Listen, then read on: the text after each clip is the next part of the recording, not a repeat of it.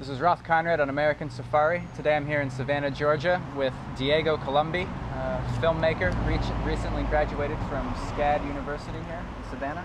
Diego, how are you doing today? Good. It's a little bit hot and it's hard not to sweat outside. But yeah, a little bit sweaty, a little bit hot. But, I appreciate you letting me interview, doing this with me. Thank you. Helping me out with the camera work and everything. No problem. Fun time. So let's start out. Just tell me a little bit about yourself, brief background and history. Brief background. Let's try to compress all those years. Well, I'm originally from Guatemala. I've been living, traveling all over Latin America. I started 2 weeks after I was born. I was living in Argentina. I lived in Argentina for about 5-6 years. I lived in Bolivia, Uruguay, Paraguay. I also lived in El Salvador, and I used to live in Vermont and traveled all over Latin America. So it seems like to me it seems like a big jump from Latin America to like Vermont.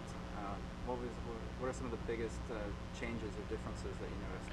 Well, there's to some degree there's a cultural shock. There's you have to adapt to people. You have to adapt to a different way of interacting. But I feel I transition well thanks to media and all the things you get exposed to in just like modern world and globalization. Yeah. So you kind of walked into it knowing what to expect.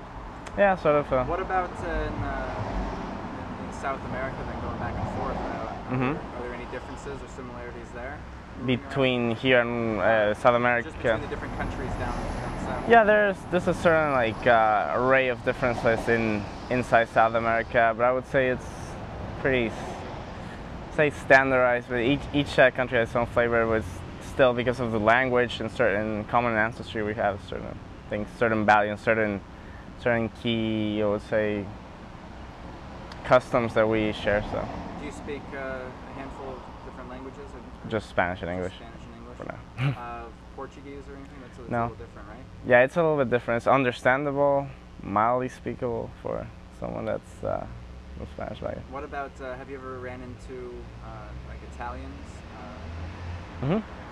I worked with some Italians and Spanish guys for a while, and they could kind of communicate a little bit. Yeah, I was in Italy about 5 weeks ago, and I could read everything. I could read all the signs. I could read what I was drinking, what I was eating, everything. I could understand a good 50-40%, and they could kind of understand me in Spanish. So that's pretty cool. So, having traveled and been a lot of places, how do you like it here as opposed to maybe Europe or South America? I like here. I like the way things here is structured. Everything there's service for everything. There's everything seems to be well put together and well planned in a way. But in a way, I feel it's lacking a certain. It's a little bit cold in here. People are a little bit like individualists. They won't say hello to your neighbor. Maybe here in the South, not everywhere. Compared to Europe, I think one thing that I always felt the U.S. lacked was some history, some culture behind it. Here's just everybody's culture, and there's nothing really there's no history behind it. Yeah, I feel the same way growing up here. I feel like I've kind of missed out on having some type of culture. Yeah, I feel there's that bonding factor that everybody. Like there's not a certain ancestry that kind of binds everybody, a certain history that just binds everybody, just because everybody's here. And I don't even know that much about my family history. I know, I had some family that came from Germany, some came from Ireland, some Native American, but I don't know anything specific. And it was just like, I was kind of just thrown in, and my parents were like, "Have fun, you're a nice American, mix." Well, so you just graduated film school. You've made one documentary or a couple? I made a couple documentaries. The documentary I was talking to you about earlier, Applause, I made as my senior project, the last project I did in school, and also for a U.S. chain that's called PBS for being into their programming. Can you tell us a little bit about that one? Well, this documentary focuses on the life of an Oklahoman missionary that went to Santiago Atitlan, Guatemala to work on human rights and community development and he was murdered by a death squad that was presumably sent by the Guatemalan government. The motivation behind this murder was because he was creating too much awareness in that little indigenous town, and he was also spreading the word of human rights, and a lot of people did not want that at the time. That takes place in late 70s, and he was murdered finally in 81. And so it was like Guatemalan government trying to prevent like an uprising or revolt or something, basically. Yeah, because at the time there was the indigenous groups, guerrilla groups, and the military government who were all trying. That was the main part of the conflict. And when you say death squads, what do you mean by death squad? Death squads, just squads sent to kill people sponsored by the Guatemalan government. What are some? But not officially tied. But right now everybody knows that. Okay. But it's not like a sniper or an assassin. It's like a team.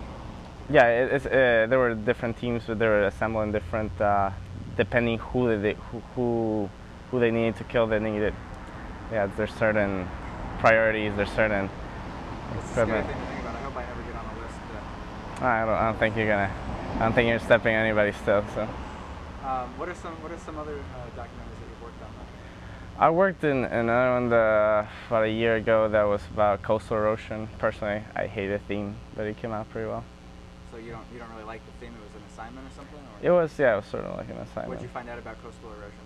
I found out it's very slow, it's very boring, and takes millions of dollars to repair. Yeah. But we could probably just plan on it because it's so slow and not really worry about it so much? Actually, you can. Actually, the not worrying part, you're correct, because it's why worry about it? Because there's nothing really you can do. You can pour millions of dollars over and over and over again, and it's just. Or just work with it. It'll just happen again and again. That's in Sarasota, where I'm from, they keep dredging the bottom offshore, a little ways off the beaches, and pumping sand onto the beach because from hurricanes and storms and everything, they keep losing the beach. But sometimes, like when a hurricane comes through or something, sometimes it's not so slow. But so people keep adding to the beach, and the beach keeps shrinking, and then they add to it again. Well, you're moving to LA soon, and you're looking for jobs. What's your ideal scenario? Like, what would be your dream job? My dream job, my dream job would be probably just editor, or I would also like camera opping a lot and Steadicam operation. And so I don't know anything about film or that. So camera opping is working the camera. The person that operates the camera. And that's like I know in credits you see director of photography, and so you would work with the director of photography. Yeah, under the leadership of the director of photography. The director of photography focuses in framing and working closely with the director, and find out which shots are convey better what the director wants. Okay. And the lighting, of course.